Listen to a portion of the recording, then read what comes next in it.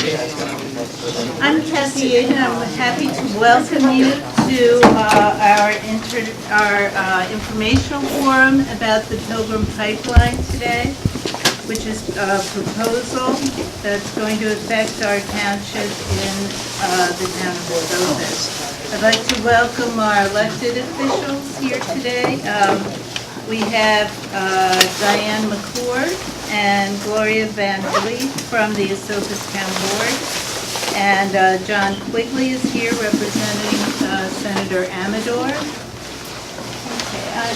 as I said, I'm Kathy Aiden. I'm a resident of Port Ewan, and I live about a half-mile from all the trains that come through our township.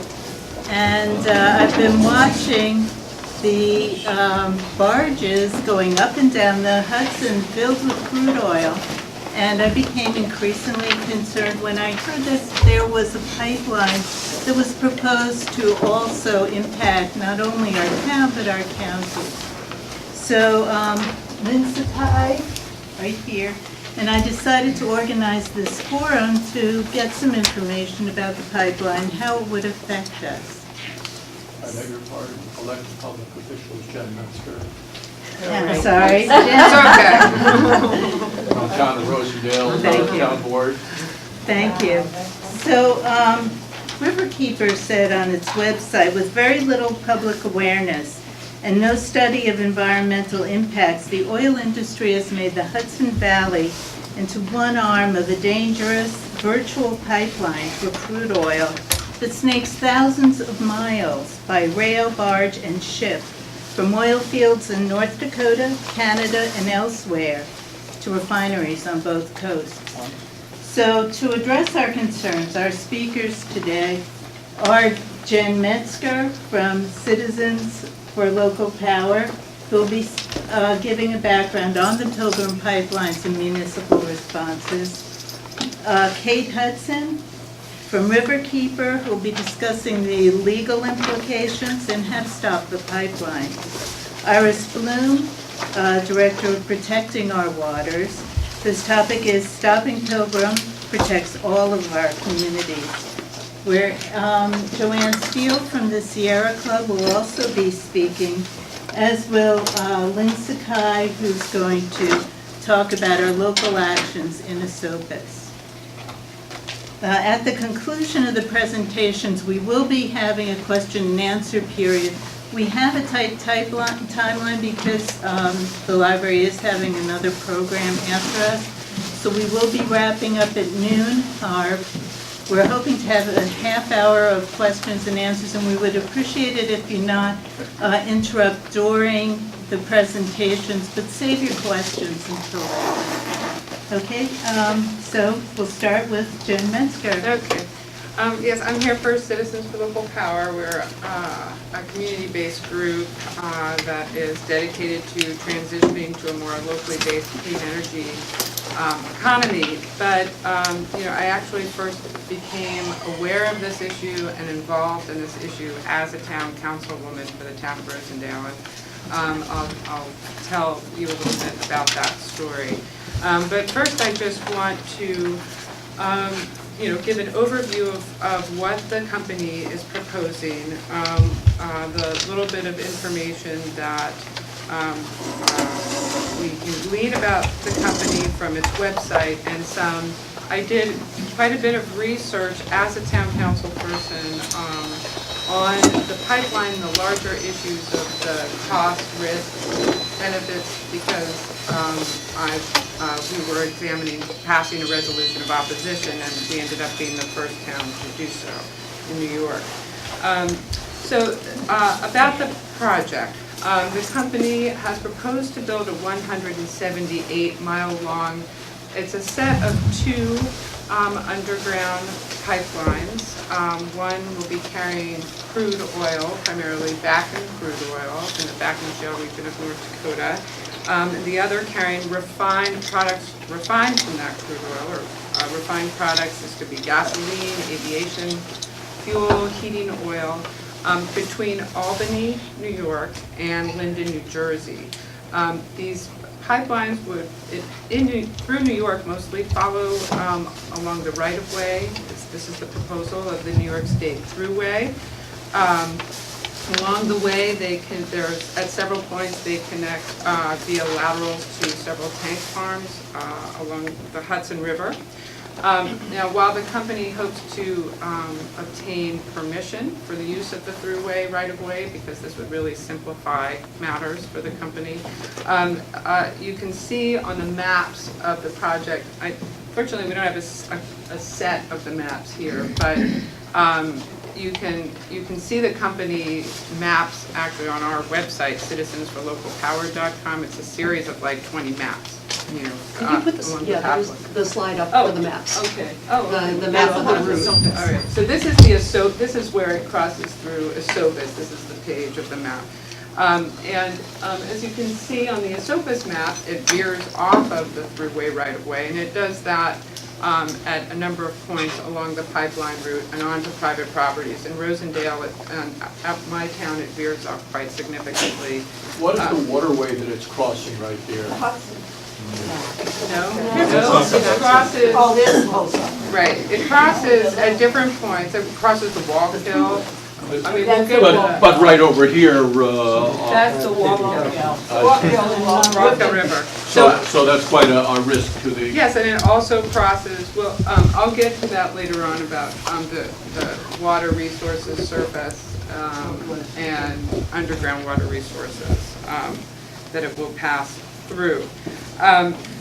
So as I said, it does veer off that pathway. I want to just give you a sense of where it's going through. In Ulster County, the pipeline path would run through the towns of, as we said, this town, Esopus, Hurley, Lloyd, New Paltz, Plattekill, Rosendale, Saugerties, and Ulster, and the city of Kingston.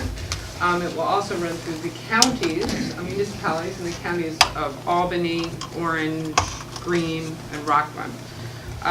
And all it will travel through about 30 municipalities in New York, and I think approximately another 30 or so in New Jersey. A little bit about the company itself. This company was created for the purpose of building this pipeline. It's a Connecticut-based affiliate of Petroleum Solutions Management, LLC, based in Winter Haven, Florida. Its president and vice president are former Coke industry executives. I did a little research into, I think, and the other two principals are in the real estate business, I believe. I did just a little research into Coke Industries. They have a pipeline company that owns more than 4,000 miles of crude oil pipelines, and I do want to note that the company was made to pay the largest civil fine ever imposed under federal environmental law at the time, which was in the year 2000, for more than 300 oil spills in pipelines and oil facilities in 6 states. I'm going to tell you just a little bit about our experience in Rosendale with the company. It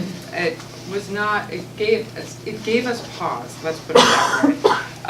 I first became aware of the project in July or August of last summer because I was contacted by, as a town council representative, by a very upset resident who had gotten a letter from the company seeking access to their property to conduct surveys for the center line of the pipeline and to conduct some wetlands and archaeological surveys.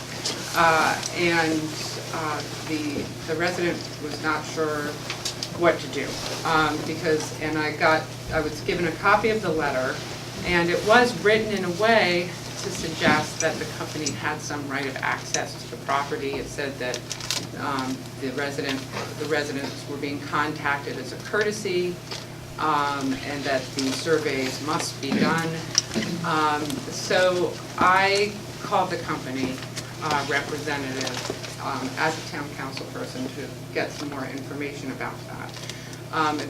I asked the direct question: do you have some right to enter people's private property to do these surveys? And the woman, the representative that I spoke with, just refused to give me a direct answer. She said that They're a transportation corporation with rights, and I asked the same question over and over again. I wasn't getting anywhere. So finally, I contacted the Association of Towns, which gives free legal advice to towns, municipal governments, and our own town attorney. And it was our conclusion that they did not have any right at this present time. But Kate is going to get into the details of the legal and regulatory issues after I speak. But suffice it to say, we viewed that as intimidation, and we had some residents came to a town board meeting of ours saying that the company had come follow when they didn't respond or responded. Maybe they said they didn't want the company to come onto their property. They were told by the company representatives that they would hear from their lawyers. So again, it was this intimidating behavior. So we tried to get the company to come to our town board meeting to answer questions. We started in August contacting the company about coming, and they canceled twice. And in the meantime, we have company representatives here today, so I do want to point that out. But at that time, we were unable to get people, and we wanted to take action. So, based upon research that I had did, we did end up adopting a resolution of opposition to the project, not just because of the conduct of the company, but our assessment of the risks of the project for our community. I want to start, I want to talk a little bit about what those risks are. That starts with a discussion of backing crude oil. This crude oil is produced in the Bakken Shale region, as I mentioned, of North Dakota, and it's extracted through a process of hydraulic fracturing or fracking. It's been known for a long time, or quite some time, that there were oil deposits in the shale, in those shale beds, but it wasn't economically feasible to extract it until hydrofracking technology was developed. So this is why we've seen such an enormous increase in Esopus, you've seen an enormous increase in the barges and tank cars coming through your town in recent years. And just to give you an idea of that increase, in 2008, there were 9,500 carloads of crude oil were being transported through New York. That number reached 434,000 carloads in 2013. So it's a big, gigantic increase. 4,000% increase. Yeah. Can you give that number again? Yeah, in 2008, it was 9,500 carloads of crude oil being transported by rail, and in 2013, that number rose to 434,000 carloads. What's that percentage? 4,000% increase. An unusual characteristic of Bakken crude is that it is more volatile than other crudes, and this is due to geological characteristics of the region and also the technology by which it's extracted, both of which trap more natural gas and other gases in the oil. As a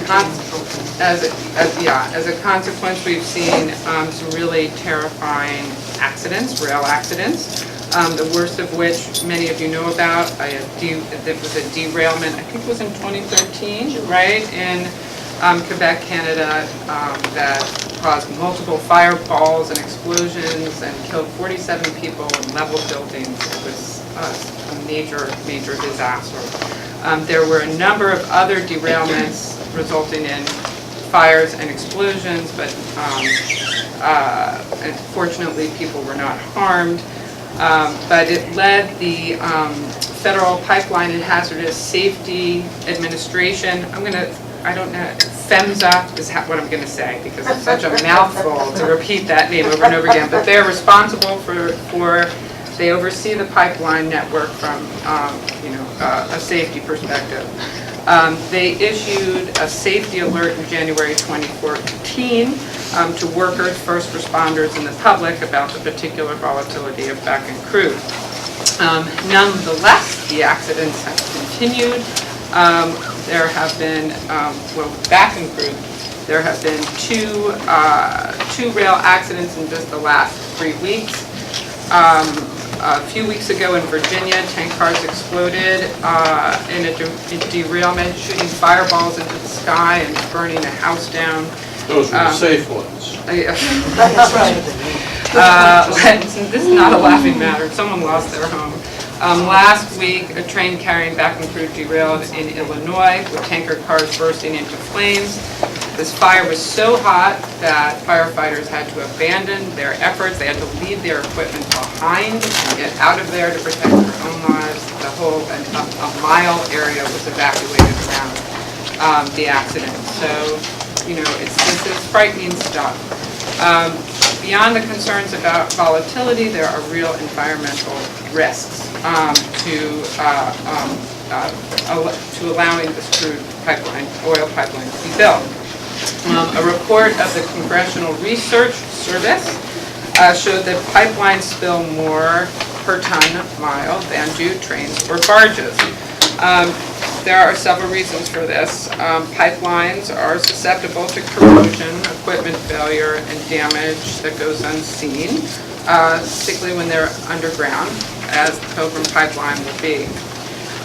According to an analysis of inspection records by the nonprofit Public Employees for Environmental Responsibility, PHMSA is way understaffed given the size of the pipeline network in New York, and between the federal agency and its state partners has only inspected a fifth of that pipeline system since 2006. Pipeline leaks can go undetected. Federal data indicates that pipeline leaks are often discovered by the public and by first responders. And data collected on pipeline incidents between 2010 and 2012, and only 12%, and this is again by PHMSA, in only 12% of the cases did leak detection, remote leak detection, and SCADA systems identify the problem. 12%, was that 12%? 12%. Leaves 88% for the rest of us. Yeah, and there were a variety, contractors discovered them, people, the third parties that, they may have hit a pipeline with their backhoe or something like that, and, they reported it, but a lot of the reports were from the public, contractors, first responders. So in contrast, when a train derails, we know about it. We usually find out about it fairly quickly. Trains also carry a finite quantity of oil, whereas pipelines will continue spilling until the problem is detected. Some recent pipeline spills have been quite devastating. July 2010 saw the largest crude oil spill in the U.S. With a pipeline rupture dumping 840,000 gallons of tar sands crude into Michigan's Kalamazoo River. This resulted in the closure of a 35-mile stretch of that river from access for about 2 years, and that cleanup is not entirely complete. They're still working on that. Kalamazoo. In 2013, more recently, a back-in crude oil pipeline spewed, I realize I have it in barrels in this instance, 20,600 barrels into a wheat field, devastating 7 acres of farmland. I converted most of it to gallons, but it goes back and forth a little bit, but there are 42 gallons of oil in a barrel. So just keep that in mind when you... That one was detected by the farmer, wasn't it? Yes, so in that case, the farmer was smelling crude oil for, I think he said weeks. He had been smelling crude oil, and then, this is a very large farm, and then eventually discovered that, it was under oil. Many acres were under oil. Just 2 months ago, a breach in a pipeline in Montana dumped 50,400 gallons of back-in crude into the Yellowstone River. So, I'm sorry, that's me whistling. According to data collected by the federal government between 2003 and 2013, pipeline operators reported 1,880 crude oil incidents nationwide, or about one every other day. An incident doesn't necessarily result in a spill. But over that 10-year period, 44 million gallons of oil were spilled. This fouling groundwater, surface water bodies, farmland, and woodland, and resulting in over $2.5 billion in property damages. And that And how took- many deaths? How many deaths? Including the I don't wells. have info on that. But, you know, the safety record of, you know, it's a mixed bag. You know, a Forbes article said, choose your poison when you're talking about the different modes of transport, because they have Right. different risks. The safety record of pipelines is better than rail, but the environmental record is worse. Okay, so a major concern we have in our area is a lack of adequate capacity to respond to a pipeline incident. In the town of Newburgh, first responders told the board that they did not have the resources or equipment to handle a major spill over 1,000 gallons. And I would venture to guess that for, you know, the town of Newburgh is about almost 30,000 people. For towns that are much smaller, like ours and yours, the capacity is probably quite a bit less. The proposed pipeline would run through really some very populated areas in Ulster County and elsewhere, putting people and property at risk. It also puts surface water and groundwater, important surface water bodies at risk, to Esopus, to Rosendale, and other communities. It will cross the Hudson River at 2 points north of us, as well as a number of Hudson River tributaries, including our Rondout Creek, Esopus Creek, and Wallkill River.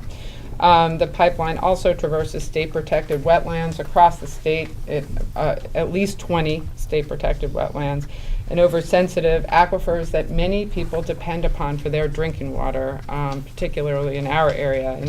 In Rosendale, the pipeline would pass through 3 large aquifers that are particularly sensitive to contamination and provide water to most of our residents. The company has argued in its literature that pipelines are more environmentally friendly than trains and barges, but this is not what I have found in my research. But it's also important to note that it's not the case that we're choosing one over the other. According to information provided by the company to the town of Rosendale, and I brought that, it's a summary. I'm assuming it went to all the towns, but the proposed pipeline will carry 140 million barrels of petroleum products per year. Now, as I mentioned, it's 2 pipelines, so you know, if we say half of that is crude oil, maybe more, 70 to 90 million barrels of that is crude oil. This represents about 22 to 28% of the volume of crude oil that's being transported, which means the bulk of it is still being transported by rail and barge. Except that now we'll have this additional mode of transportation that opens us up to new and additional risks and different risks. So I think that's an important point to note. I'm looking to the perhaps not too distant future. I'm quite concerned that we're going to see a major increase in the volume of crude oil being transported through New York if the U.S. Ban on crude oil exports is lifted. There is a lot of pressure to lift that ban. There has been mounting pressure. And now, with the big drop in oil prices, there's even more pressure because oil industry jobs are at risk. And there is a push in this congressional session to lift that ban. That is definitely going to be taken up this year. And you know, New York Harbor is the 3rd busiest port in the country and a major import-export hub. So that is something that concerns me. So the question is, you know, we have to ask ourselves, you know, is this the future we want? Do we want our communities to be home to crude oil infrastructure that represents a capital commitment of 30 years or more at a time when we're looking to reduce reliance on dirty and costly fossil fuels? And I mean, Esopus, the town of Esopus is a leader in renewable energy, and that is the direction that we need to be going, to be moving in toward a renewable energy economy, to be reducing through energy efficiency and better managing our demand, reducing our dependence upon it. And it just does not, to me, appear prudent to be, investing in this sort of infrastructure in New York. I think this is why we're seeing such a large and growing opposition movement in both New Jersey and New York to this project. New Jersey communities became aware of this project before we did, and started mobilizing earlier than New York communities did against it. 33 municipalities have passed resolutions of opposition there. And the New Jersey State Assembly has adopted a resolution of opposition, and the New Jersey State a companion resolution is winding its way through the New Jersey State Senate, is my understanding. I don't know where it is, actually. I haven't checked up on it in the last month or so. But here in New York, it really wasn't until the fall of 2014 that awareness of this project really became more elevated. In fact, when I was contacted by that resident in August, no one knew about it. Really, no one knew about this project at all. I was kind of amazed, and there were no articles on it in New York papers, and that's what prompted me to start looking into it and doing the research. And Rosendale passed a resolution of opposition in November, as I mentioned, and in the last 3 months, 11 towns, and mainly in Ulster, but also in Dutchess and Orange counties, have adopted resolutions of opposition. And just on February 17th, they were joined by the Ulster County Legislature, which became the first county legislature in the state to formally oppose the pipeline. These municipal resolutions have been across party lines. And, towns with Republican majorities, towns with Democratic majorities have adopted these resolutions, and they were unanimous in Rosendale and in other towns, really, regardless of party. And I just want to run through the list of those municipalities. It's the City of Kingston, Town of Marbletown, Town of New Paltz, Village of New Paltz, Town of Plattekill, Rochester, Rosendale, Woodstock, towns of Rhinebeck and Red Hook in Dutchess County, and the City of Newburgh in Orange County. I'm going to conclude by mentioning some late-breaking and important news that our Assemblyman Kevin Cahill is introducing a resolution of opposition to the Pilgrim Pipeline. The resolution is currently in the process of getting its bill number, but it should be introduced in the next week or so. And I want to thank him for his leadership in opposing a project that, in my view, carries unnecessary risks to the health, safety, and welfare of our communities. Thank you.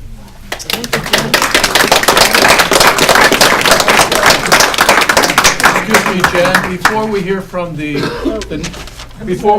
next speaker, could we hear from Mr. Castellini if he has any factual disagreement with anything she said? Good point. We're really behind time already. We are very short of time. As I said, there is another program coming in. I neglected to mention that Pilgrim Pipeline has sent a representative, John Castellini, who will be answering questions during the question and answer period. And in order to have time for that period, we do need to continue to just let the presenters speak and then save your questions until the end. And my understanding is that you will be available for questions. Is Yes, that? yeah, I'm going to stick around to answer Yeah. some questions. I do have to Okay. leave with everybody else at noon. I've got to be Me someplace too. at 1. Yes, absolutely. Okay, our next speaker is Kate Hudson from River Keeper. I'm gonna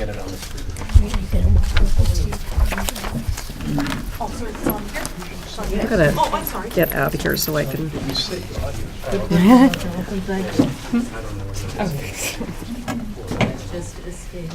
So while we're getting the PowerPoint up, I'm going to cover some of the territory that Jen has already covered. Thank you for coming today, and thank you for your interest and concern in this yet another way that fossil fuel is being run through our communities with potentially no benefit to us, but lots of risk.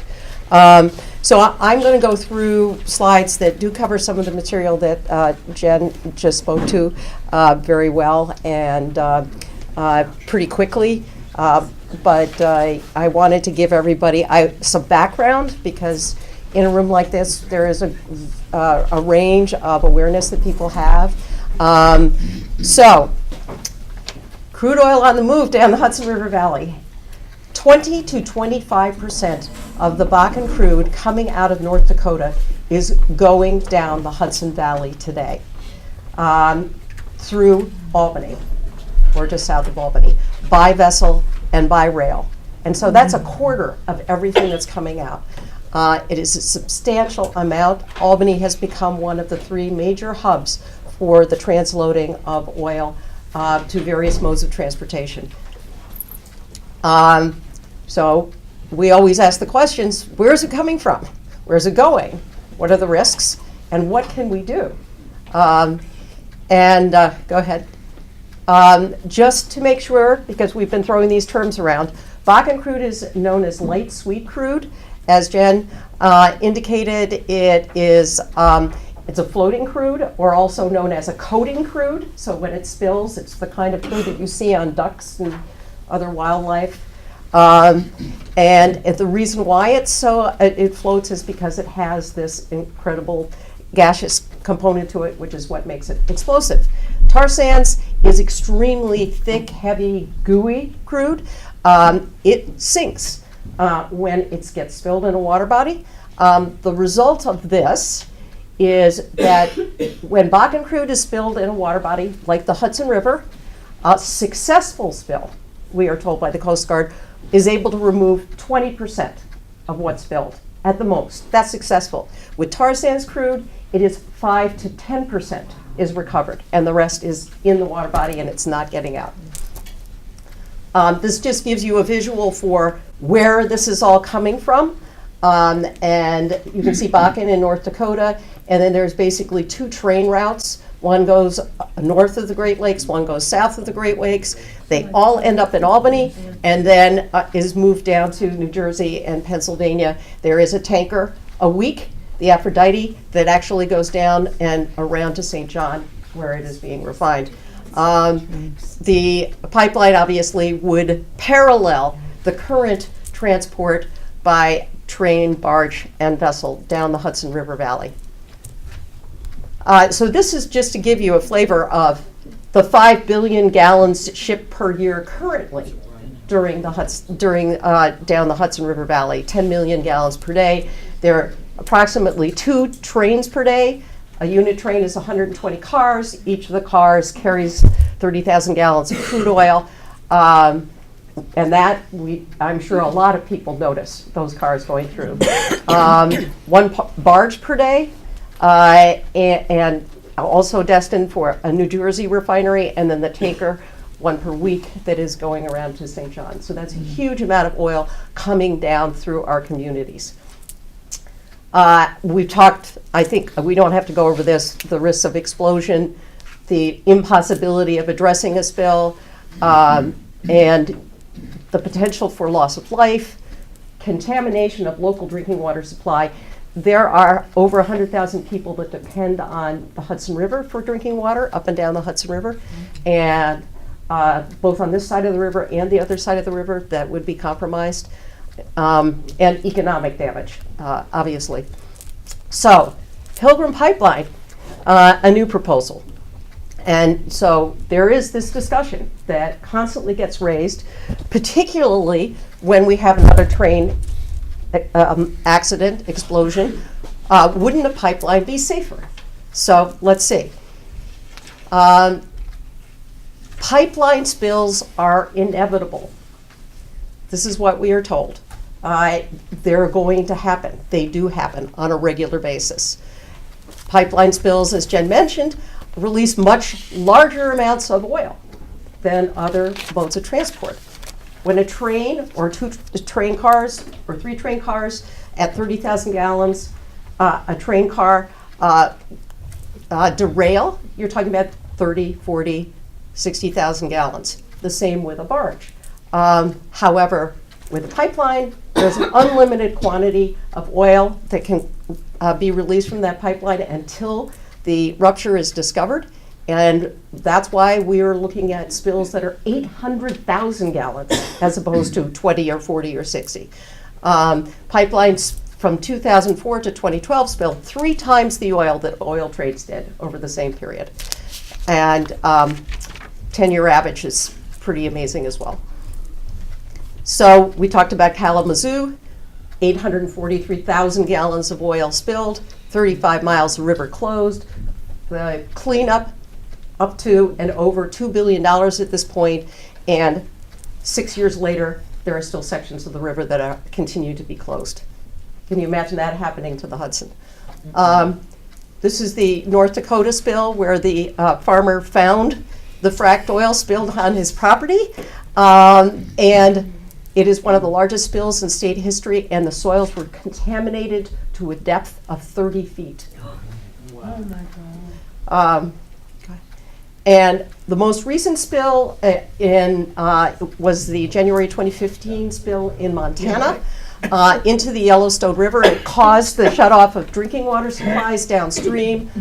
And what they discovered when they finally were able to actually use sonar to look at the pipe is that pipe that had been 3.5 years before buried 8 feet under the bed of the river at the time of the rupture was uncovered on the bottom of the river, exposed to water and debris.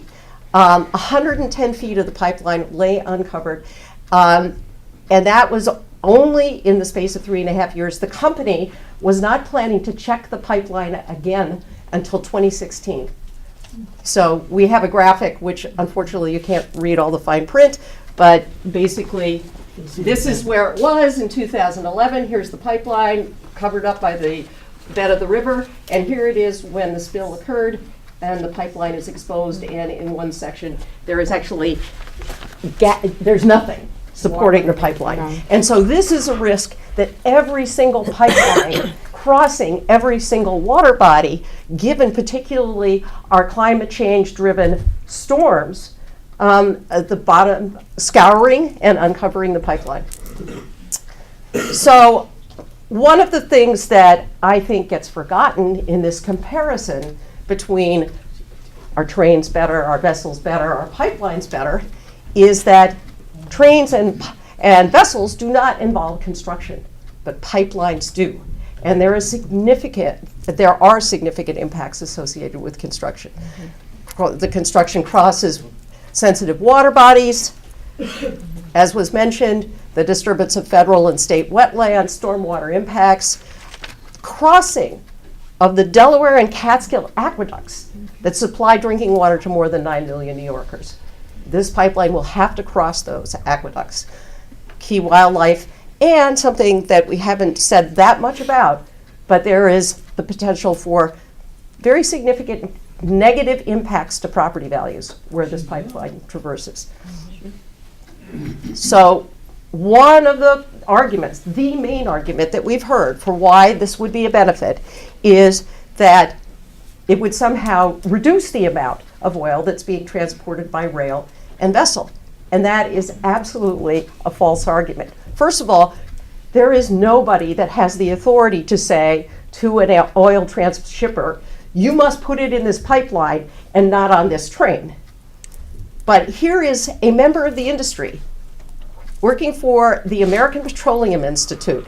He oversees transportation of oil and gas, and he says, quote, when we look at the modes of transportation, our industry, the oil and gas industry, we take an all of the above approach. So where are we? And what is going on right now? And I think this is one of the things that's been very, very confusing for people.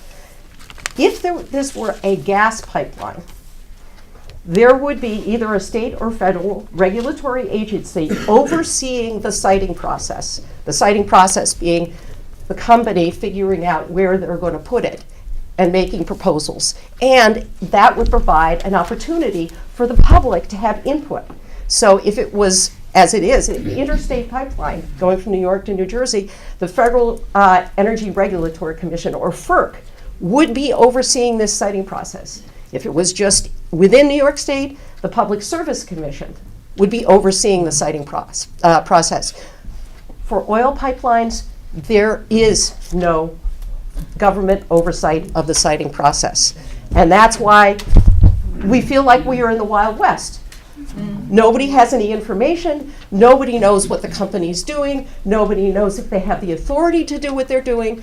And so this is one of the reasons why Jen and others have been literally going around and holding forums like this to try and give people information that should be coming from the government, but it isn't.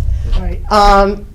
So the important thing to keep in mind here is, standing here today, Pilgrim Pipeline does not have the authority to go on private property or even public property without the permission of the landowner. And the landowner is not required to give them that permission. They can say no. And as we found out in Saugerties, if some landowners have already given them that permission because they were confused or uncertain, they can withdraw that permission. And we actually have form letters that can be used to do that. And if there is any confusion or there is any concern about an interaction that a property owner, even a tenant, has with a representative of the company, we will show you at the end of this slideshow a number at the Attorney General's Office Consumer Protection Bureau that you can call and indicate your concern, your confusion, your unhappiness about the interaction. I just wanted to say a thing about the thruway right-of-way, which is one of the things that I have found very confusing about the proposal is to have the pipeline go down the thruway right-of-way.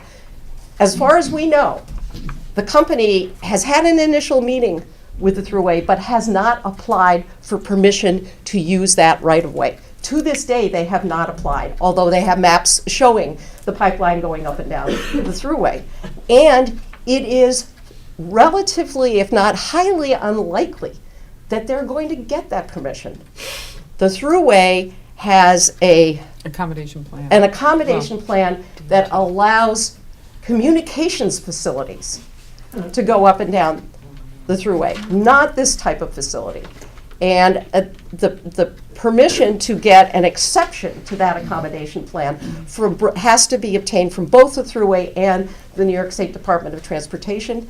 And at least some within state government have indicated to us that that's pretty unlikely. So that's where we are right now. We're in the middle of this never, never land where there is no government.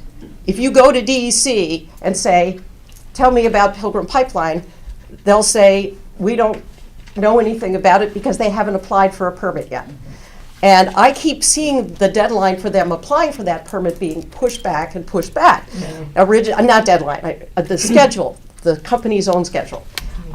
We heard it was going to be by the end of the year, 2014, then we heard it was going to be early this year, and now the latest I think I read in the paper was the second half of 2015. Why is this important? Because there is no oversight of the siting process. The first opportunity the public is going to have to get information and comment and oppose in a formal setting, this project is not going to start until the company files its permits applications. And so we are in this never, never land. There are a number of state and federal permits that they are going to have to obtain. And there will be a need for an environmental review, some type of environmental review. That's a very, very important place for the public to weigh in, to insist that it not be a cursory, but in fact an in-depth environmental review. Something that I just wanted to mention, maybe a little too in the weeds, but there are federal permits that are going to be required, and that triggers an Endangered Species Act consultation if there are endangered species or the habitats of endangered species that are likely or could potentially be impacted. And that is another area in which we can, we can and should weigh in. I'm just seeing where we are here in my notes. Hang on with the permitting for a second. I just want to make sure that I've covered everything that I need to in terms of that. So one of the things that is concerning about this lack of one state or federal agency overseeing the permitting process is the potential for an uncoordinated environmental review, where the feds do some environmental review over here, and then the state does some environmental review over here. And this is where our A, keeping an eye on what's going on, and B, are asking our elected officials at both the state and federal level to ensure that there is the most comprehensive environmental review. So I think the next couple of slides are kind of in the context of what's been happening in the larger picture with respect to oil transport threats, and here we're including rail and vessel. We keep calling on the federal government, PHMSA. They have issued some safety warnings about the testing of Bakken crude and asking for voluntary taking off the rails, the most puncture-prone soda cans on wheels. I like to call them DOT 111s. We have been waiting for several years for draft regulations on tanker car safety. They were released in August. They were supposed to be finalized. In fact, Congress said finalize them by January. They're stuck in the White House. They're not going to be finalized until May of 2015, and we expect them to be full of loopholes. And there is an application pending before the state to allow one of the oil terminals in Albany to start to transload tar sands. And it would require them to heat it. And so it's a heating facility. And we have been fighting that. Riverkeeper and Earth Justice and other environmental organizations sued the state in court, and that has sort of put a hold on that particular review process. We do not think this is anything that's going on right now is going to be enough to protect the public. In fact, sadly, nothing has changed on the ground since Lac-Mégantic in July 2013. I mean, that just seems amazing to me that it identified so many risks and none of them have yet been addressed. The Canadian government has taken emergency action and said, get those cars off the rails, and are now thinking of taking an action saying you cannot transport Bakken in Canada until you have stabilized it. But somehow, state and federal regulators in the United States cannot manage to do anything to protect us. So Riverkeeper has called for a moratorium on crude oil shipping down the Hudson until they get protections in place. Doesn't that seem so obvious? I mean, are we just going to sit here and wait for Lac-Mégantic to happen in Kingston? And so we can go through the list here, but this is just to put it in a bigger frame, the kinds of things that we're advocating for. Most recently, we, Riverkeeper, along with Senator Schumer, called attention to the fact that the railroad bridge over the Roundout Creek the foundation is seriously deteriorated and that there needs to be an inspection and either a report that says it's okay, which we doubt that will be the result, or a repair. And while that's going on, they shouldn't have these oil trains going over the bridge. So, Pilgrim Pipeline, while we're waiting for the applications to be filed, we still can do things. And we are doing things, as Jen's report on the resolutions has indicated. We can, and I urge you to, write or have your elected representatives write to the New York State Thruway Authority and the Department of Transportation and urge them to deny Pilgrim the ability to use the thruway right-of-way. Write to the Department of Environmental Conservation and the Army Corps of Engineers and urge them to require a full environmental review of Pilgrim's proposal. Now, they may write back and say, well, we don't have an application yet, but you know what, they're going to have a file, and they're going to put that letter in there. As we have been doing, continue to have your communities, and especially county-level resolutions, which of course Ulster County has done, which is fabulous, opposing Pilgrim Pipeline. That kind of public outcry and the extent of it continuing, we saw what a difference that made in the battle against fracking in New York. And urge your state and federal elected representatives, as has been done with Kevin Cahill, to press regulators not to authorize. And ask them to co-sponsor the bill in the state legislature. And this is the number that I wanted to make available to everybody. If you or your neighbors have interactions with Pilgrim representatives trying to gain access to their property that are concerning, or you have questions about your rights or Pilgrim's rights, call the New York State Attorney General's Consumer Frauds and Protection Bureau. That is the Poughkeepsie Regional Office, but I have confirmed with the Attorney General's office that that is the number that should be called whether you live in Ulster County or Rockland County or Greene County or Orange County. They are going to take all and collect all of the calls that are received. I would also urge you to use your local papers. Write op-eds and letters to the editor and social media. And engage your neighbors. I know it's, Thanksgiving dinner. Let's talk about Pilgrim Pipeline. But we have so many opportunities, and I am sure that this audience is here because they are aware. But I can't tell you how many people, how many of your neighbors, if you tried to even ask them about this, crude oil transport would really not know much, if anything, about it. And spreading the word, which is what we did with fracking, is so important to creating people who are informed and who speak out. So that is what I was going to finish with, hopes of success. I think we have growing leverage. We have a growing voice. You have a dropping price of oil.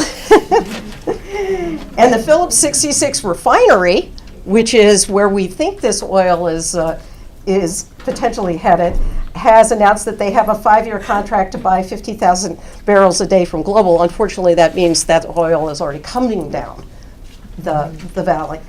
But could we go back to... It's 11:30, just so you know. Okay. One more. No, I don't know what I did with that. In any case, the point I wanted to make, I know where it is. With respect to, are there any benefits? And that was something that I forgot to highlight. What will happen here is, and this is not on this slide, but is that the approval of this pipeline will do nothing more than encourage more fossil fuel extraction, contributing to climate change. And so that it is the last part of there aren't any benefits of this proposal. Thank you very much.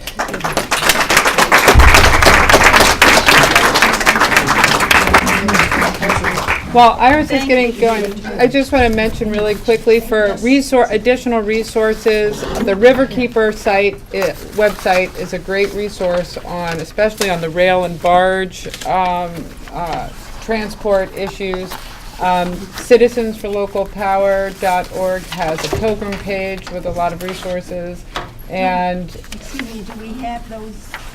I'm not sure. That should have been on the last slide, but unfortunately that we went through that pretty quickly. So riverkeeper.org/crude is our website. Sorry, actually, we have all the local contact information and all the speakers' contact and websites. Okay.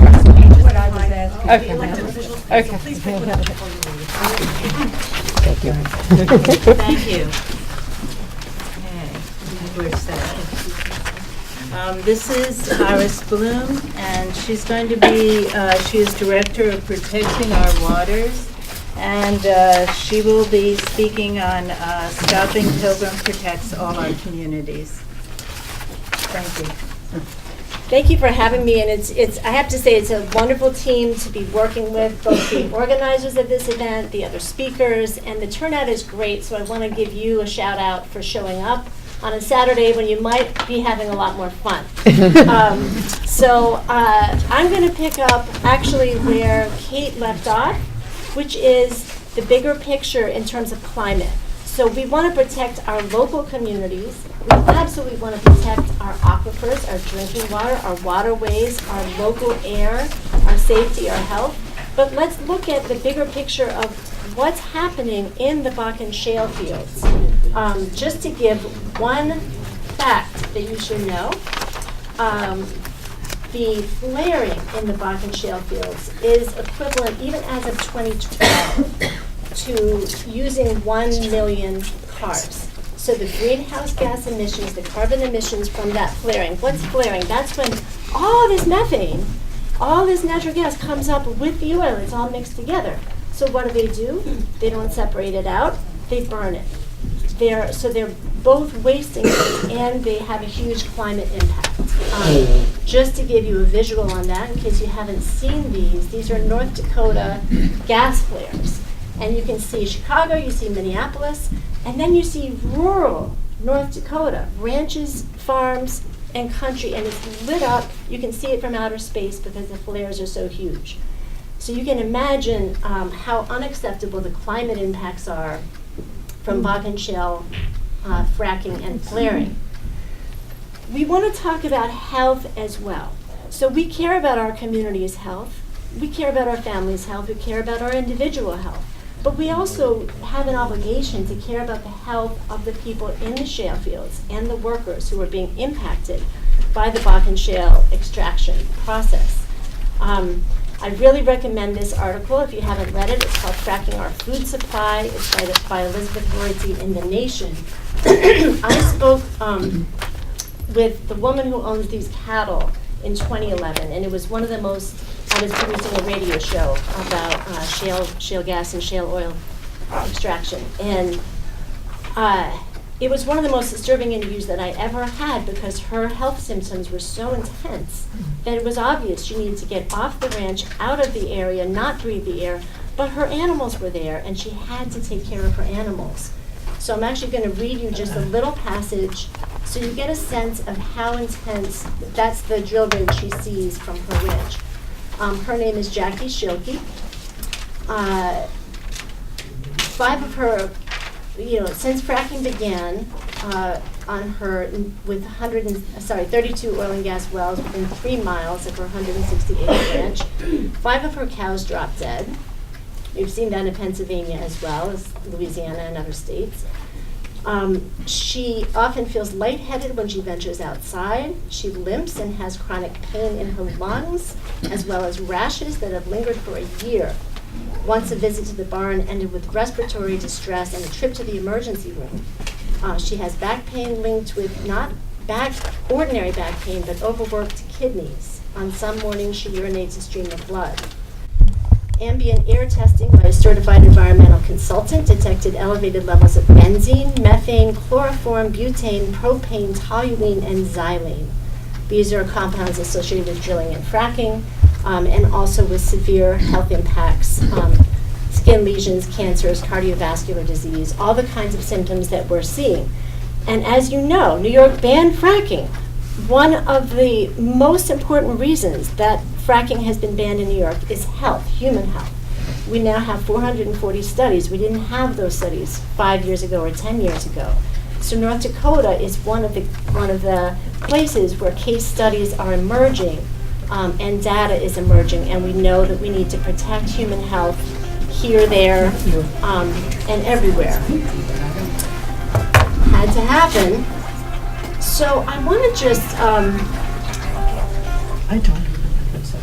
go for a minute to the question of oil pipeline explosions. We hear a lot about natural gas pipeline explosions. They happen all the time. Those are mostly natural gas pipeline and natural gas liquids pipeline explosions. But oil pipelines do explode. I'm going to just give you one quick example. In November 2007, a 34-inch pipeline carrying bitumen, that's tar sands oil, to Midwest markets, killed 2 workers near Clearbrook, Minnesota. The pipe had leaked 2 weeks before the explosion, and the company was doing the right thing. They were repairing it. That's when it blew up. And then a fireball 100 feet in the air. So there's many examples, but I just wanted people to be clear that if you hear that oil pipelines don't explode, that's actually a myth.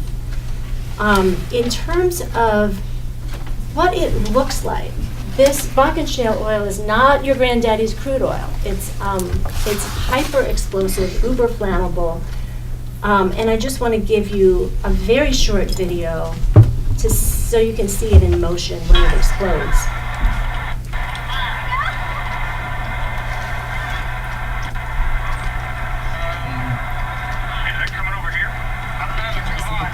Just a loud explosion. We got stopped right there on Route 61. We were sleigh riding and got caught at Route 61 by a police officer saying that there's an explosion in a date and they're stopping all traffic. Do you know where that one is? So that was West Virginia. That was the West Virginia derailment. Then, just so you know that that's not exceptional for Bakken shale oil. This is what Bakken shale oil does. This is just 29 seconds. This is Castleton, North Dakota in December 2013.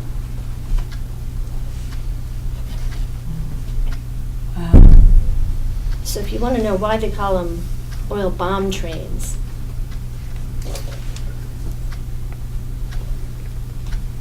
And there was a 5-mile evacuation zone because of the air contamination.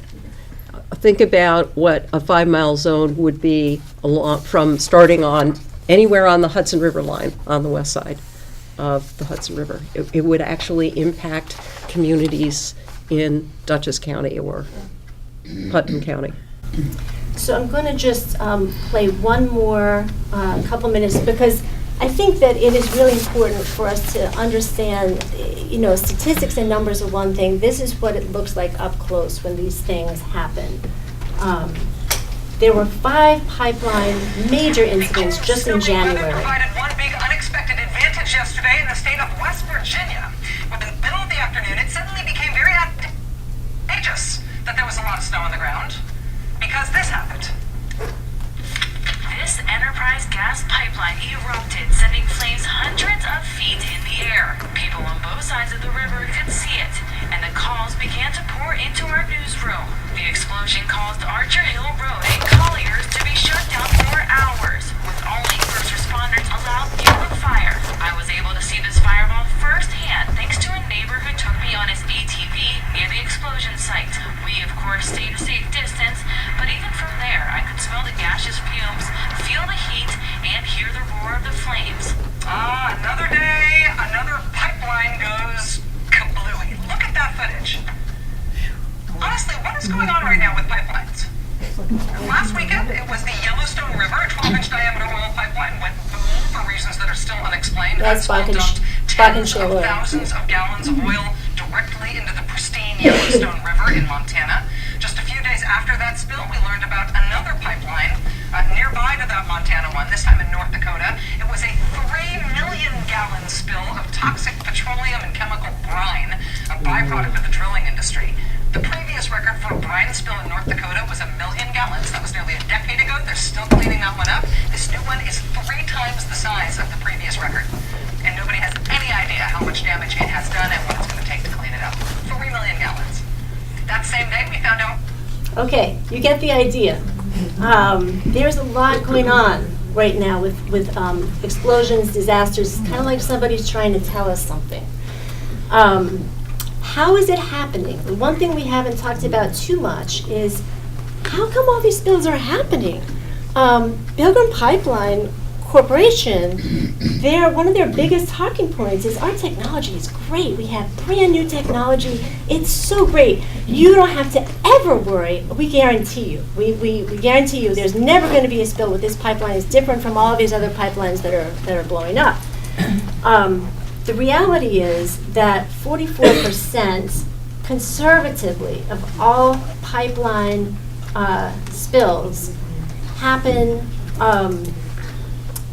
because of non-technological forces. That little pie chart shows you it's other things. It's excavation damage, it's natural force damage, it's incorrect operation. And the reality is that new pipelines are exploding and spilling not only just as often, but in many cases more often than the older pipelines. So we don't have any data showing that new pipelines are safer. The West Virginia pipeline explosion you just saw, 15 months old, basically 1 year old. The 3 million gallon brine spill in North Dakota, how old was that? 6 months old. I've seen it reported as 6 months and 1 year. So these are brand new pipelines that are doing massive damage. And in terms of how these things happen, I just want to give you a couple of stats from North Dakota. There have been 292 spills in North Dakota. Those are all new pipelines. Those are mostly new pipelines. Overall, 18.4 million gallons of oils, chemicals spilled, leaked, or misted into the air, soil, and water of North Dakota from 2006 to 2014. So scientists have told us that we have to keep 4/5 of the current known oil and gas reserves in the ground that the corporations intend on burning in order to avoid triggering kind of uninhabitable level of climate change. We already have extreme weather, we already have climate change, it's already happening, but obviously it's going to get a lot worse unless we actually keep some stuff in the ground. Why not keep the stuff in the ground that's doing the most damage? So Bakken shale oil is certainly a good candidate for that.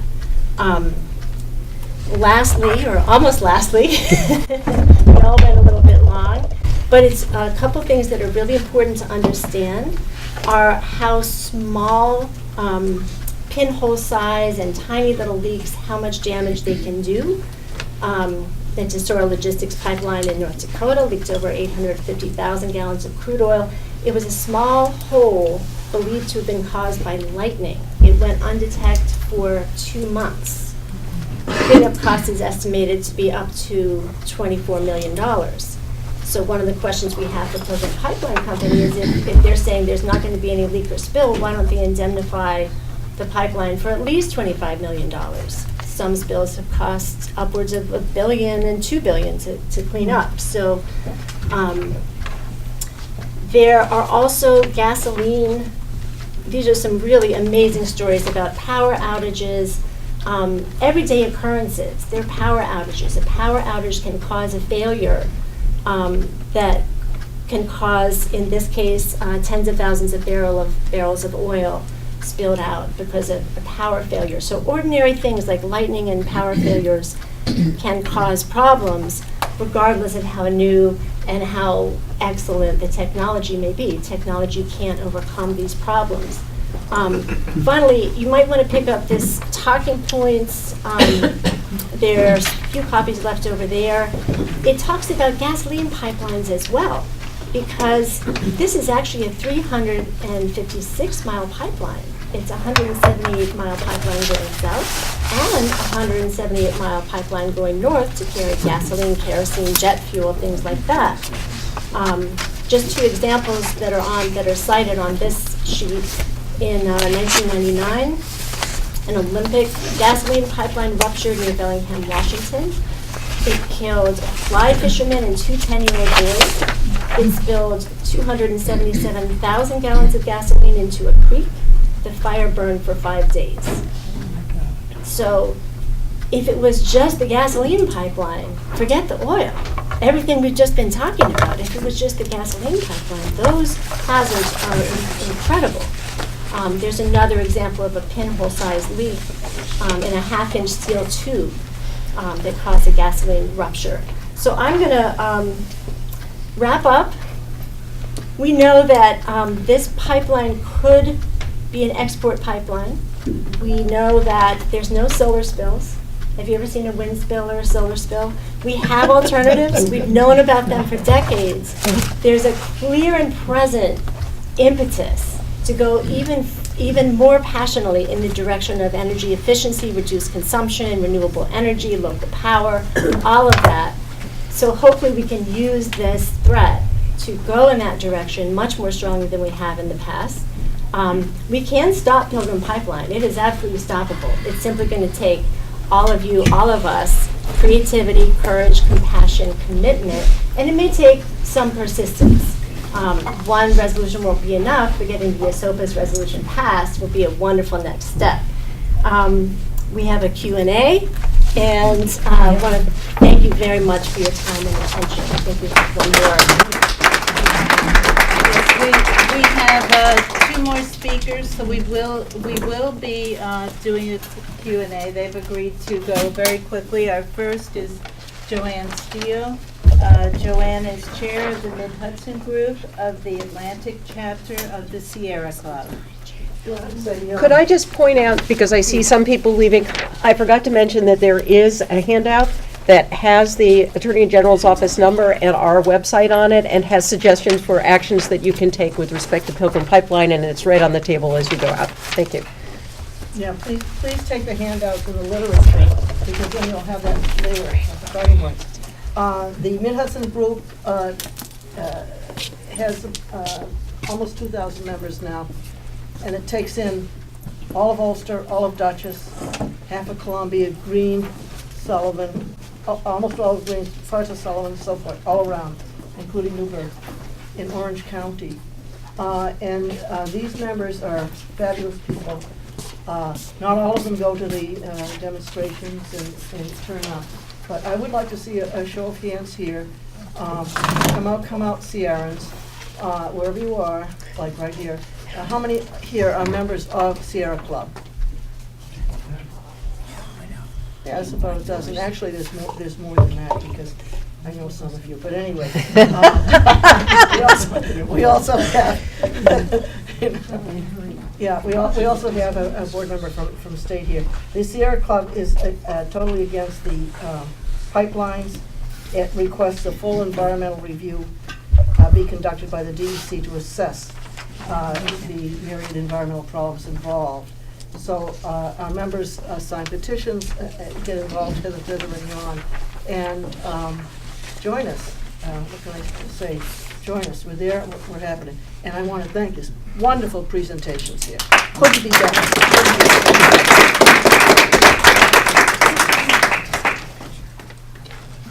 Okay, our last speaker today is Lynn Sakai, who's going to just do a quick summary of our local Esopus actions that we can take. Well, I had a great picture to show you, but how many of you have seen this beautiful solar field outside of the town hall of Esopus that is now powering the town hall? Fantastic. And I understand there's another one that will be, put into place very soon. And as Jen, mentioned, Esopus is taking a leadership position. It's the first municipality in the state of New York to put together this kind of infrastructure. So we can commend our town board for doing this. Thank you. And we really hope this is really the start of a vision to get our community. Can you just mention the guy who's behind it all? A guy named Randolph Warner. Oh yeah. He never gets credit. Yeah, Randolph. Yeah. Okay. Yay for Randolph Warner. Great. Okay. Thank you.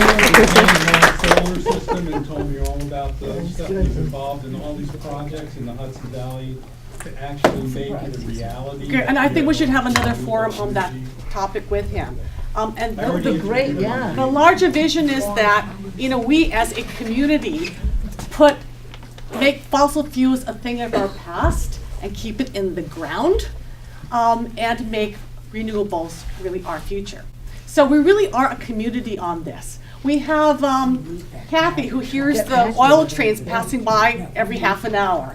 You know, we have Maxine, who sees the oil barge pass by her house on the Hudson. And there's me, Lynn Sakai. The proposed pipeline would be 1/4 to a half mile away from our house. So, locally, the town board meets on the third Thursday of each month at the town hall at 7 o'clock. They would love for you to attend, 7:30, thank you, Diane, it's 7:30 on the third Thursday. They would love to have you all attend and make your voices heard. Some of us have been going on a regular basis, but they would love to see some new faces, so please attend. And if you cannot, I have John Kutin, who is our town supervisor. His email address is on this contact sheet, as well as all of our local elected officials and the authorities that Kate mentioned earlier. So please make your voices heard to them. Did any of them come today? Well, they're not the state. So thank you very much. Please stay. Thank you for coming. Thank you for staying. Thank you for remaining active and forever vigilant.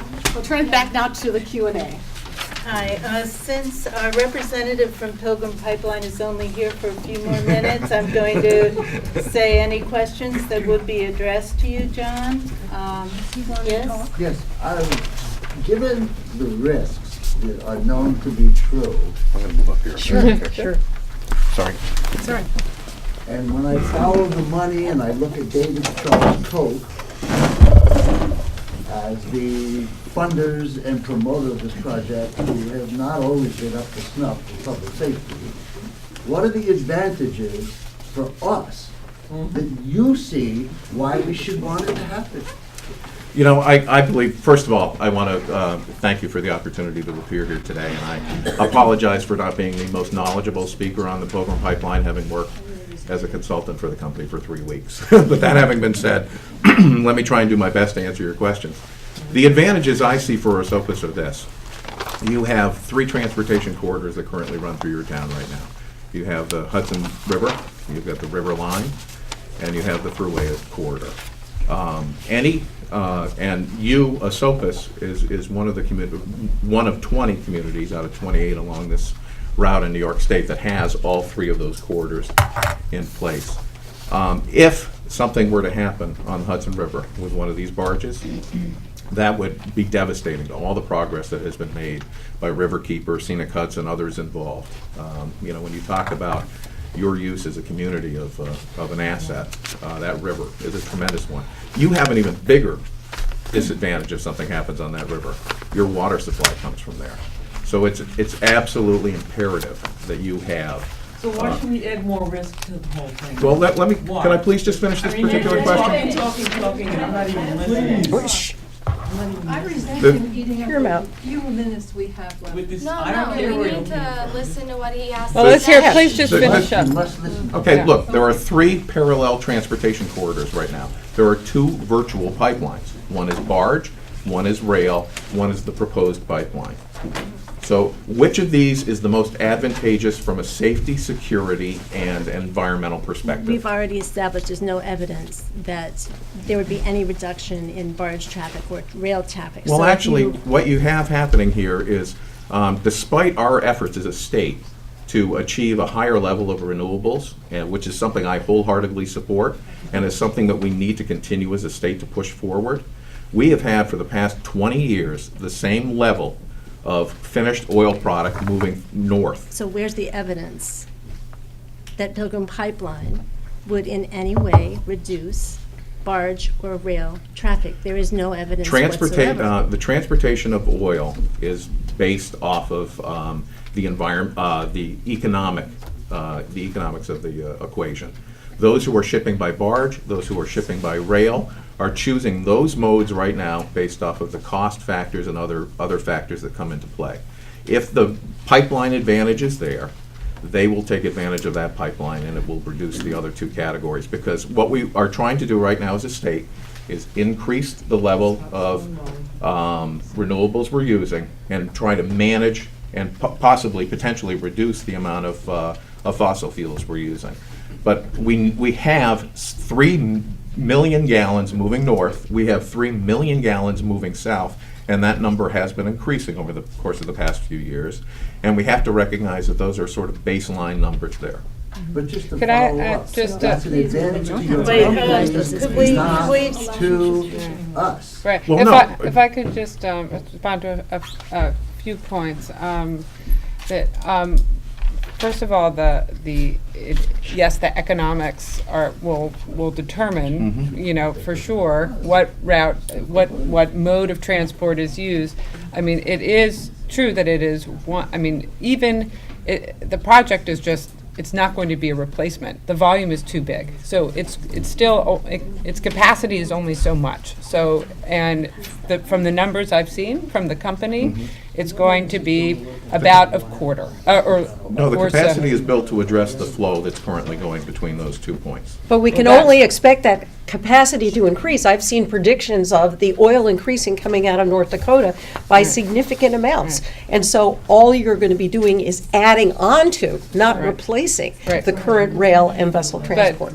But just, and there was one other point I wanted to make, which is true. New York State has, and is unusual in some respects compared to the rest of the country, an unusually high dependence on oil for heating oil. And this is something, look, we need to address as communities the problem. You know, you can't avoid that. We have to be working on actually reducing the consumption, okay? And changing, reducing it through the potential for improving efficiency in our building stock is enormous. I mean, my own house is a perfect example. I've been working away at it, but you know, it's, you know, an 1890s house and it's not as well insulated as it should be. We could reduce our need tremendously, and the state, right now, New York State, has launched an unprecedented reform effort to basically change the regulatory and market structure of New York to promote a cleaner, more distributed energy system. They're putting a lot more emphasis on solar thermal, on biomass, on other ways to address the heating component. This is where we need to simultaneously, we need to be focusing on what the problem is. And I'm convinced, I have two 11-year-olds and a 15-year-old, and I'm convinced by the time they are my age, they're going to look back on us and say, they were insane. I mean, they heated their homes, they drove their cars around with this incredibly explosive, incredibly toxic stuff that they knew was destroying the climate. And they just, you know, so it's incumbent upon us to focus our energies on that. And frankly, I think a major concern about pipeline infrastructure is it is an investment of 30 years or more. It is infrastructure. And you know, the rail has been used in part because it's flexible. The prices for oil crude oil are different in different parts of the country, and you know, they could just, you know, start pretty easily change where they're sending the crude oil to take advantage of those different price differentials. So, you know, it's not the economics of it too can determine, you know, why we continue to use rail. What about the benefit to Esopus that the gentleman asked? I have a couple other questions. What about the gentleman the benefit to Esopus that the gentleman, a very important gentleman, the chairman of the town board has asked a question that relates specifically to what's going on right now. Let's hear the answer to his question. Well, I just want to say I'd be glad to answer that question, and I think that the answer is that you have two current forms of transportation happening with virtual pipelines from which you're deriving no benefit. You have barges that are out there that could potentially cause great damage to your water. And you also have rail transportation going through this area. The benefits to this town can be determined through, and this is a very important point, the full environmental review of this project that will be conducted. There will be a full state Environmental Quality Review Act, SEQR, proceeding. There will be a full federal NEPA process that will have to occur in order for this project to advance, and that is the opportunity for all of these issues to be addressed. Okay, the library has said that we can stay longer. I think several of our speakers may have to leave, but we have a, yes, it's your. Okay. Hi, Your floor. I'm Aiden Ferris. I'm the director of a local youth group called Earth Guardians New York, which deals with the youth rising up and talking and speaking out and getting their voices heard about their future.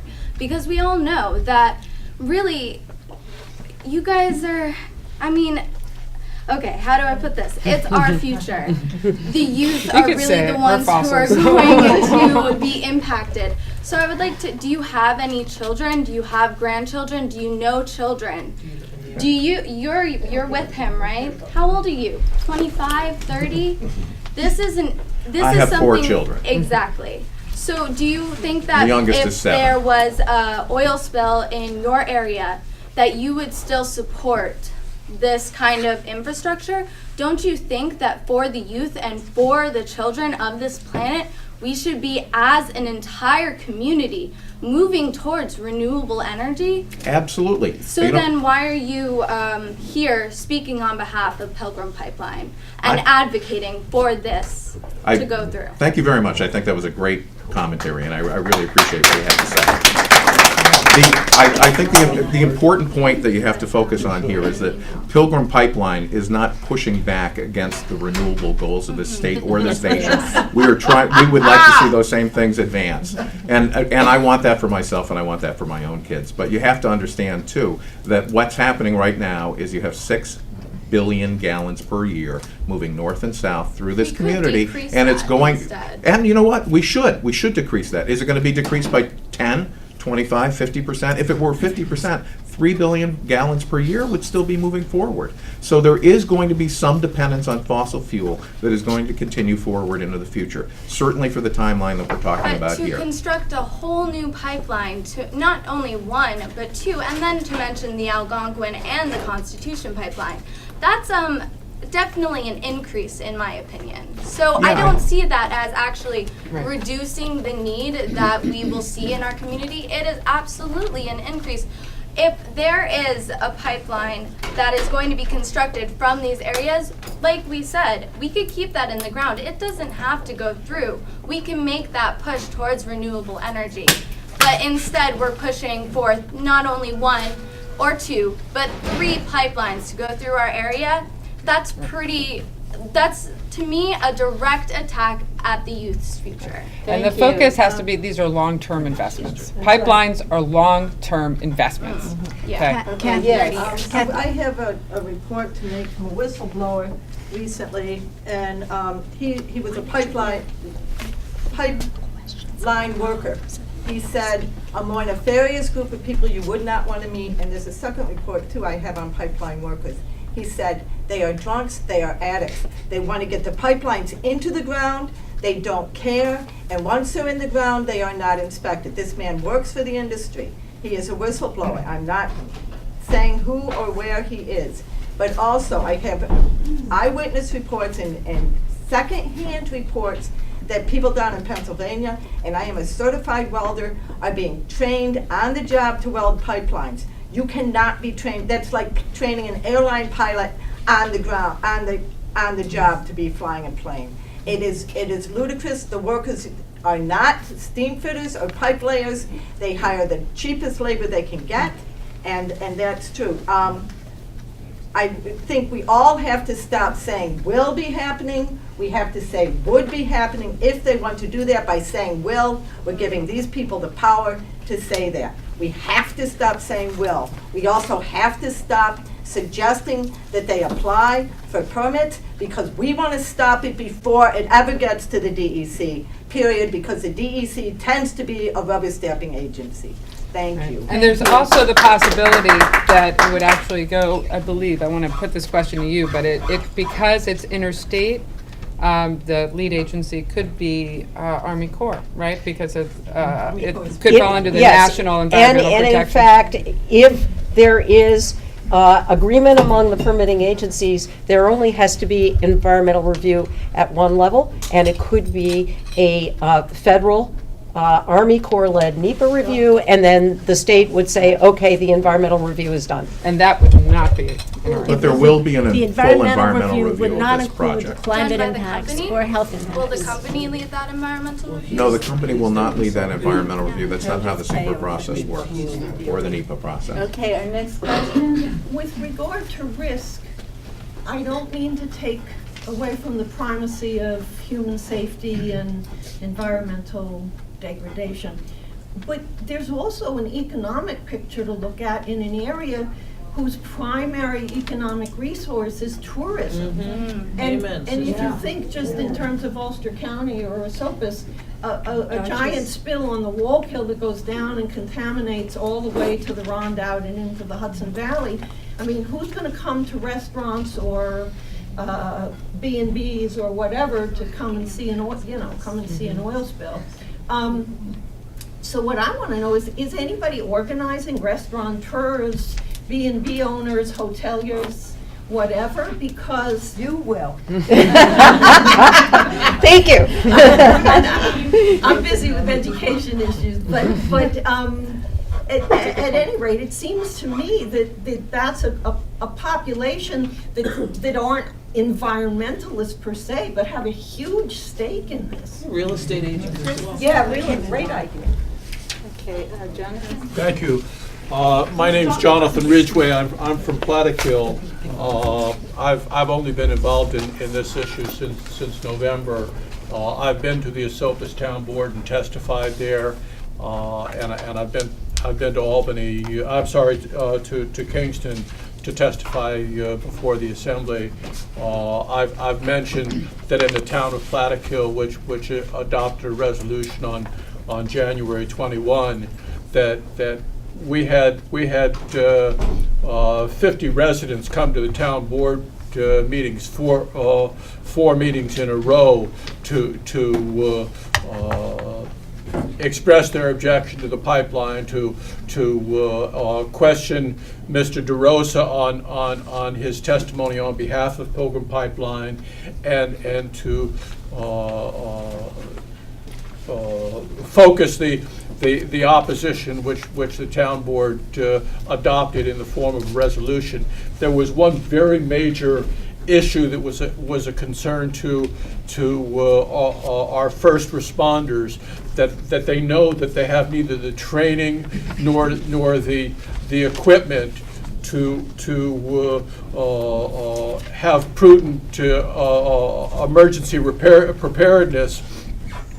And a question that I asked Mr. DeRosa that he put into his pocket, and it may still be there, was, will Pilgrim unnecessarily, mandatorily commit to providing resources to our volunteer emergency responders? You know, we just have folks like this in the community who protect us from potential explosions, potential fires, whatever kind of potential damage that could be resulting from a pipeline spill. Will Pilgrim provide resources in the form of training and equipment to our first responders before the fact, before we have on incidents where they need to learn on the ground just the way the welders are doing? And to the lady's comment regarding tourism, I just want to mention that the other major industry here in the Hudson River Valley is agriculture, which would be no less damaged than our tourism. You know, if you're going to explode in a pipeline, you might as well explode the whole county. You know, if you damage all of our residential bedroom communities, that's all right. The people don't need a place to live anyway, because they have their incomes lost anyway. And the question I have to you is, will Pilgrim commit to to providing necessary training for first responders, necessary equipment for first responders as a proactive thing. And I ask you to take that question back to the company. Yes, and I believe the answer is yes.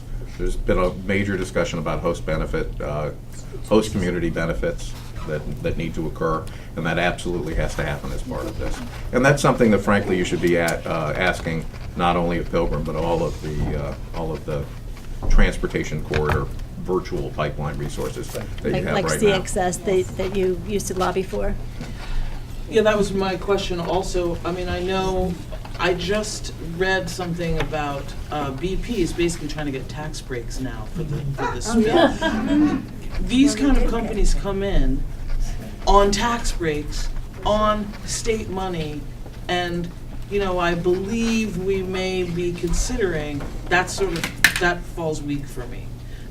That's something that I feel as a representative, you should know that answer and you should have something to There is no let us tax know. breaks being sought. No, here I'm for this talking project. about, I'm just saying, as I'm looking at the whole picture, Right. there's a lot that's asked by companies like the one you represent of our municipalities. Yes, we can ask the pipelines, we can ask the train, the other transportation corridors. No, I'm not- But we're asking you.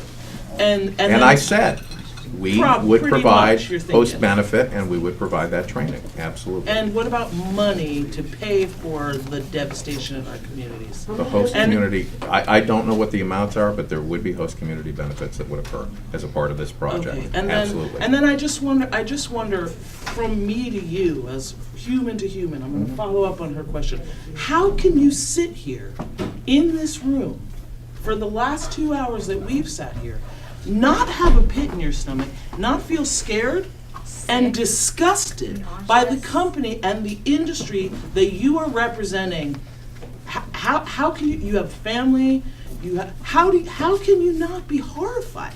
I am not horrified because I believe that this is the safest and most environmentally sound solution to address this particular problem. Right now, you're shipping all of this oil.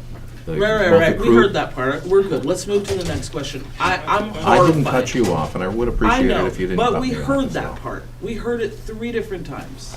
Okay, all I'm saying is, if you take a fact-based approach to this, and you align the costs and the benefits of each of these forms of transportation for your community and for the state against one another, the end result would be that you would I'm offer not this talking particular. about comparison. I'm sorry. talking about the risk impacts that we just sat here and listened to. Can I please address How one do question you that was know- raised how earlier, does that because I not think it's be- important how to say does that this. affect you?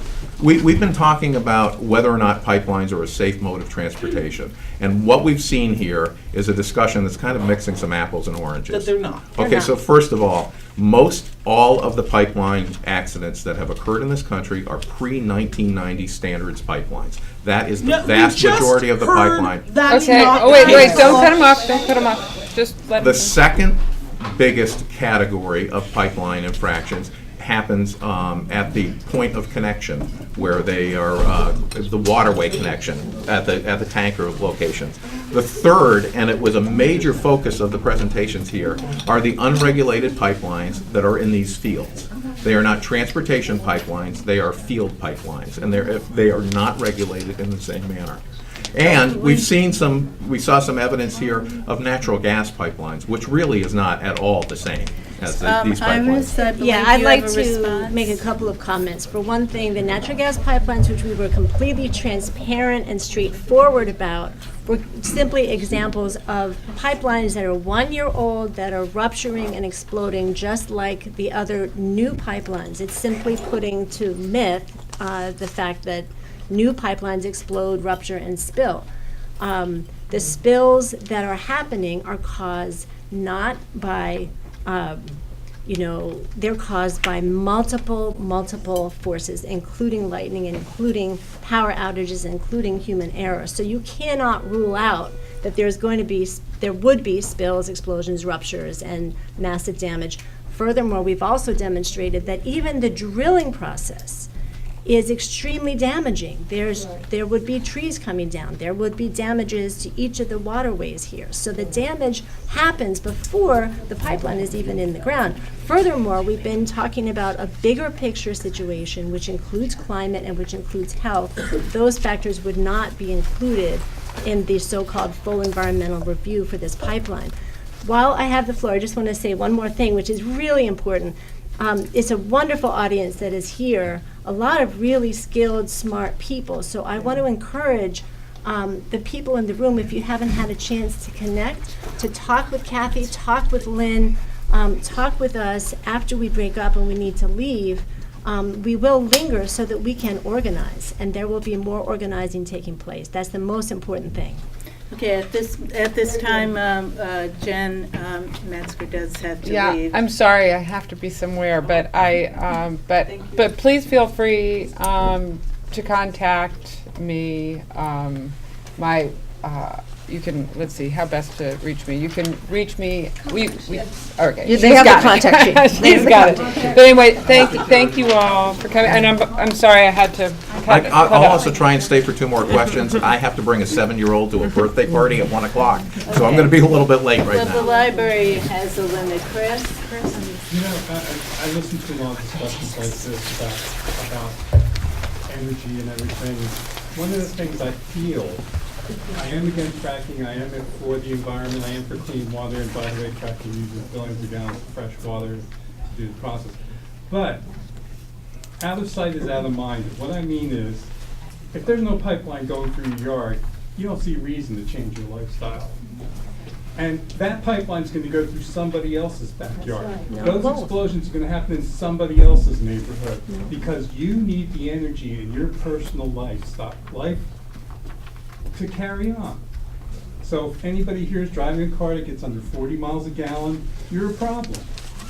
If anybody here is using gas for cooking, you're a problem. You know, New York State banned fracking, but 44% of our electricity produced in this state comes from natural gas.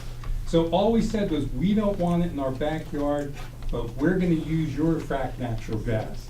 60% of the propane comes from fracked natural gas. Chris, I'm sorry to interrupt. What's your question? My question is, you know, in banning things like this pipeline and banning railway traffic through our neighborhood, are we just putting that off to somebody else's neighborhood? And how are we gonna change that? We want them to fight back too. The first thing I would point out is the train traffic and the vessel traffic is going on right now. It is something that we are pushing back on because it is incredibly unsafe. It is threatening to human health and the environment, and that needs to be addressed by our government regulators. The difference is this pipeline doesn't exist right now, and there is no reason why it cannot be stopped, and it should not be stopped. And yes, I agree, and this is one of the things that we have pivoted to. All those that fought fracking are pivoting to advancing the clean energy agenda in our communities and in our state for the precise purpose of reducing the amount that we use this.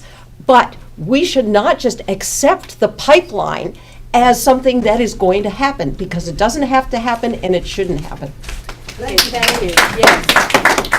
I really want to speak to what this gentleman said, and in a way refer to what you Please said stand up. earlier. Yeah. Stand up so Oh, we- okay. There is the question of how are we going to use energy in our homes can be addressed by every single person in this room immediately. I happen to be a home energy auditor, and I work for a contracting company that does insulation, air sealing, and you know, we connect with companies that install air source heat pumps that can run off electricity that can be powered by your photovoltaic. I don't care if it's my company you go to. New York State is in the forefront of encouraging homeowners, no money down, to subsidies, right, left, and sideways. So everyone, I agree, everyone who's serious about wanting to decrease our energy usage, that's one of the first steps you can take. And, you know, you said earlier, well, no matter how much we decrease it, we're still going to be using some. I think that's a very cynical outlook to take. And I think you would be much better advised to use your talents and your intelligence and your skills to promote that switch. Because pipelines and increased oil usage may be incredibly profitable, but they're a time bomb for not only our country, but our world. Okay, thank you very much. We are at the end of our time here. So I would like to thank everyone. I'm very sorry I can't continue.